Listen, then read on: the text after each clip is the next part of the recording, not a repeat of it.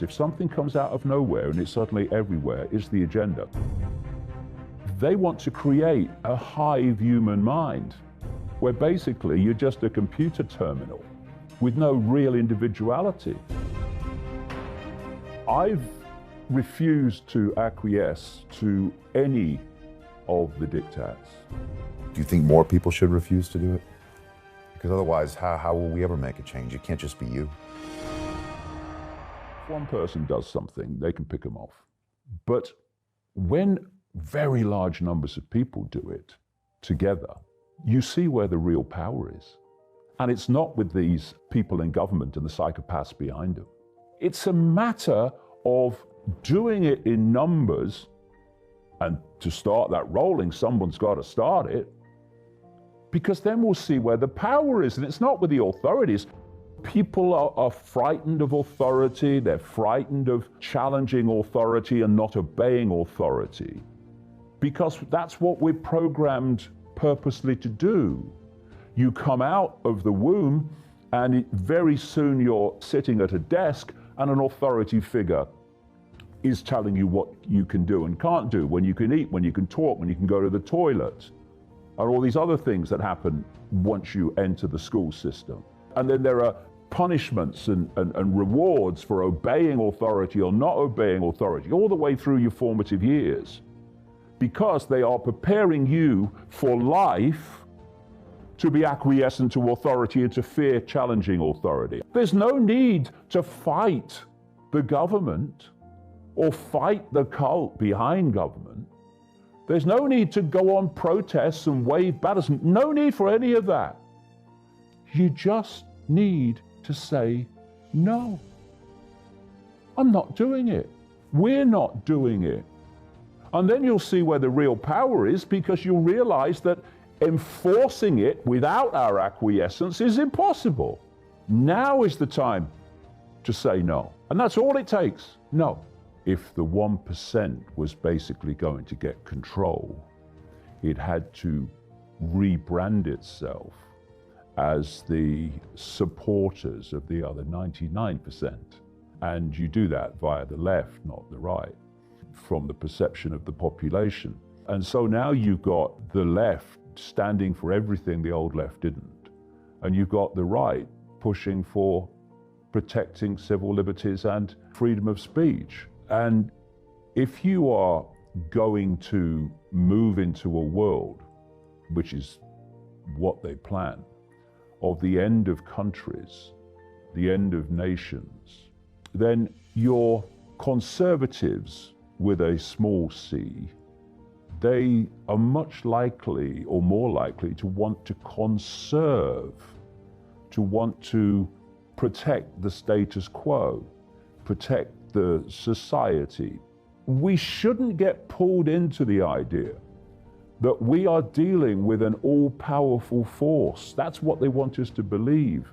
We're not. We're dealing with the equivalent of frightened little boys and girls in short trousers who know that they can only survive and they can only continue to advance their agenda, indeed survive any agenda, if they keep the population A, in ignorance that there is an agenda and that there is a force behind the direction of human society, and B, they keep the target population in a sense of powerlessness and in a sense of little me, what can I do? And they have to hold those two things, because if they don't, the game's over. Like I say, the game's over if enough people just say, no, we're not doing it. No, we're not doing it. It's over. That's how tenuous this cult is in its holding on to power. And it knows it. It knows that its power and its agenda can fall in a ridiculously short time if the perceptions of humanity change and if there's any free flow of information to expose and unravel its ludicrous narratives that we're supposed to believe. And this is a very dangerous time for this cult. Although it seems to hold the aces, likes to think it does, it's a very dangerous time, because there is the mentality which can be incredibly powerful and world-changing, of nothing left to lose. When you think you've got something to lose, you can acquiesce in the hope that you won't lose it. And while you feel you've got something to lose, you will acquiesce, or are likely to acquiesce, in the hope of protecting it.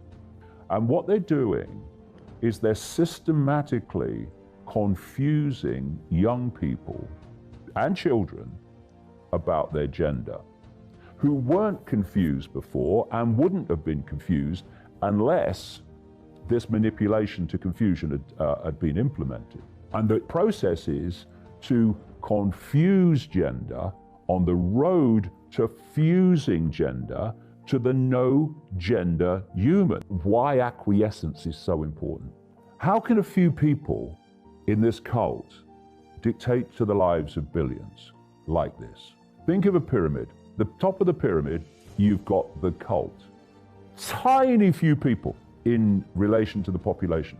And this pyramid, which is human society, is hierarchical. So the cult at the top of the pyramid imposes its agenda on the next level, which acquiesces to that imposition, and it itself then imposes on the next level. Now, as you come down this pyramid, you're very few steps down before you reach the point where the hierarchy doesn't even know there's a cult. Only these higher, in around the spider, as I call it, levels know that there's a cult, unless you work your ass off for 30 years to uncover it. And so you then hit a level where they're not aware of where this is coming from, but the same sequence continues. So this level will impose on this level, which acquiesces to the level above and imposes on the level below. And this goes down the pyramid, imposition, acquiescence, imposition, acquiescence, imposition, acquiescence, until at the bottom of the pyramid, symbolically, you meet the mass of human society, the population. Now, if we acquiesce to the level of the pyramid that's imposing on us, then we complete a circuit. We complete a circuit between the population and the tiny few in the cult, which has allowed the agenda of the cult to impose its will on the entire population.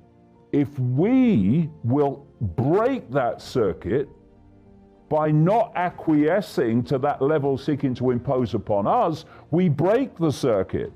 And no longer are the cult at the top of the pyramid imposing their will on the population, because we have broken the connection. And we've broken it simply by ceasing to acquiesce to the level of imposition imposing on us. You know there's nothing to fear, because whatever happens, whatever experiences we're having, we are always an expression, a point of attention within all that is, has been, and ever can be. And however bad the experience we're currently having, that is what we always are. All that is, has been, and ever can be. And so this does not fear. This will always do what it knows to be right, and therefore does not consider consequences for doing what it knows to be right, because it would never consider doing anything but what it knows to be right. Thus, consequences are irrelevant. This says, I'd like to do this, but what are the consequences? And you'll always find a list of consequences why you wouldn't do it. This says, I do what I know to be right. Consequences, therefore, are not even a conversation. What we need to do is to put down the fault lines. They're ludicrous fault lines, for goodness sake. It's only a brief experience. What you are is consciousness. You are a point of attention, a unique point of attention. Celebrate that uniqueness for a start. You are a unique point of attention within an infinite flow of consciousness, having a brief, stunningly transitory experience as a human. And what is a human? It is a particular way of processing and decoding information. That's all human is. The human form processes and decodes information in a certain way that we call human. So when near-death experiences leave the body and leave that processing, decoding system that I call the biological computer, their reality dramatically changes. Stop identifying with labels. They are a brief experience. Even your name is a brief experience. You are the consciousness having the experience. So when someone says to you, who are you? You are all that is, has been, and ever can be, having an experience. If you meet someone and people say, well, who are you? They'll give you their name, they'll give you their job, they might give you their family background, their family history, where they went to school. That's what they're saying they are. Who are you? But that's just what they've experienced. Who am I? All that is, has been, and ever can be, having an experience called David Icke. Very brief, very interesting. The point of attention that I am is an expression of the same consciousness that the point of attention that you are is, and the same with all of us. So racism and all these isms and all these divisions are not only undesirable, they are confirmation that those that go down that road are utterly clueless about the nature of reality and the nature of who they really are.